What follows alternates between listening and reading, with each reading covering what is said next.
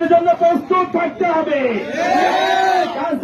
আমাদের এই দেশ, এই জমিন আমাদের, এই জমিন থেকে যারাই আমাদের বিরুদ্ধে ষড়যন্ত্র করবে আমরা টিকে থাকবো, তাই ষড়যন্ত্র থেকে নস্যাৎ হয়ে যাবে। বলেন যাদের জন্য প্রস্তুত আছি, তো যাদের জন্য প্রস্তুত থাকলে হবে, নিতে হবে ইনশাআল্লাহ।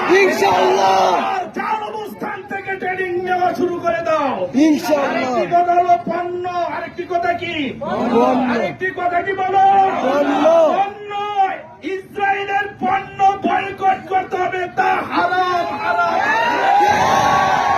সম্মানিত আমার ব্যবসায়ী বন্ধুদেরকে আমরা দৃষ্টি আকর্ষণ করে বলবো, আপনারা ওই সমস্ত পণ্য আস্তে আস্তে আপনাদের দোকান থেকে বের করে দেন, বন্ধ করে দিতে হবে।